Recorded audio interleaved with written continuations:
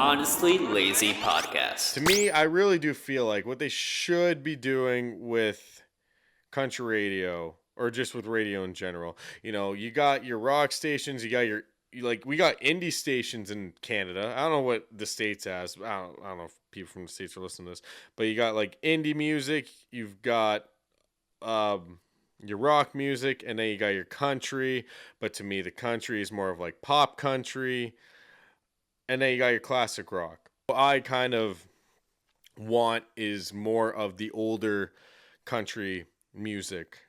And let's be real, FM radio will never have a country radio station. I sit there and wonder why. Me and my father have had this conversation. I've had it with conversations with people at work, conversations with my brothers. It's like, dude, I wish they could just have an old country radio station.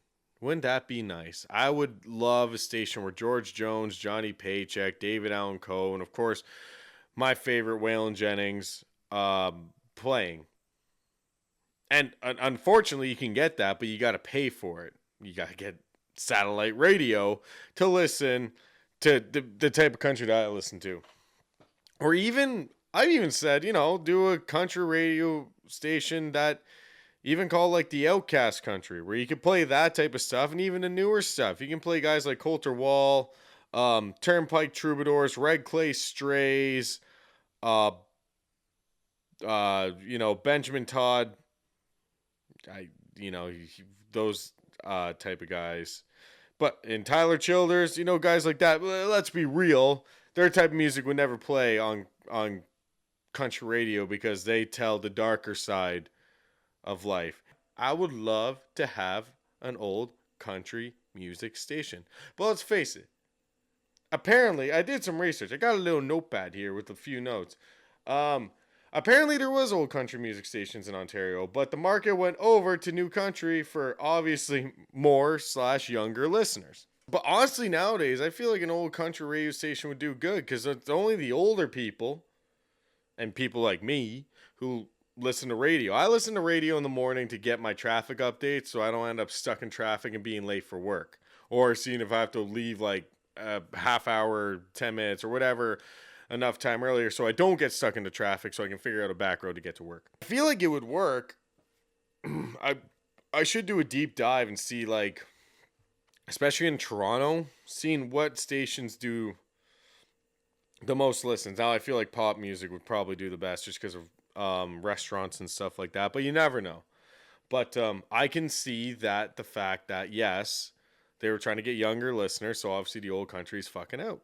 I get that. I think another reason why an old country radio station would not work in Canada is that 35% of radio has to be Canadian music.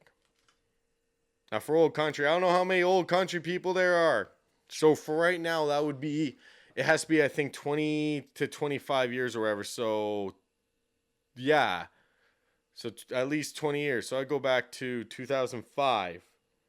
So you got to figure, for Canadian guys, I found a few. So like Shania Twain, obviously, Terry Clark, Paul Brandt, George Canyon, Dean Brody, and Jessie Farrell. I don't know who Jessie Farrell is. I should probably know her, or him. I think it's a her. The way the Jessie spelled, it's probably a her. But I for old country, I don't think there would be enough Canadian stuff to really make it work. There's not enough. So it would have to be, you would have to find a lot of licensing. And I know for radio, you can't just pick any fucking song and just be like, oh yeah, we're playing this one. Yeah, I know you gotta go through record labels and it has to be this way and it has to be that way. I'm thinking about getting Quinn Marr on the podcast again, just so we can talk about radio, because he went to school for it, so we could talk about this more in depth. Quinn, if you're listening, come back on and explain this to me. We'll talk about this with you on it, and we can straighten this shit out. Why there's no classic country. Actually, I don't think Quinn will like that I said Rec Laws in there, because I think he had a picture on his social medias of him with the guy from Rec Laws. Sorry, Quinn. I really don't like the Rec Laws. Every song's the exact same with them. Sorry, Quinn. I won't talk too much more about the rec laws. And rec laws, if you don't like it, you make more money than me anyway, so that's it. You make more money than me, so don't be mad because I'm giving my opinion. You make more. That's all you care about. But we would really have to dig and find some good old country Canadian music to keep the radio station alive. So we could have our Waylon Jennings, our Willie Nelson, our Hank Williams Jr., and all those guys come. But I mean, like, we could slip in some Coulter Wall, because Coulter Wall's sound, first of all, for the age of Coulter Wall, I cannot believe he sounds as good as he does. But Coulter Wall could fit right into old stuff because he has the old country sound. So we could work some shit around. Maybe like, oh, yeah, we got a new country guy. We could put Corb Lund in there. He's good. He has some good shit. I'm pretty sure he could be technically old country. You know? And then you get the sister station, and that's when you get the Turnpike Troubadours, Coulter Wall, Cody Jinks, Tyler Childers, Red Clay Strays. You know what? Just for the people, because I know this is a band for the new people, and I like them too. Is Treaty Oak Revival. We could put them on there so the younger people can come and listen to it, because Treaty Oak would definitely bring some younger people in. There's options, but there's also money that needs to be involved, and money I don't have. So, old country radio station probably will never happen for Canada. Maybe if we wait till 2030.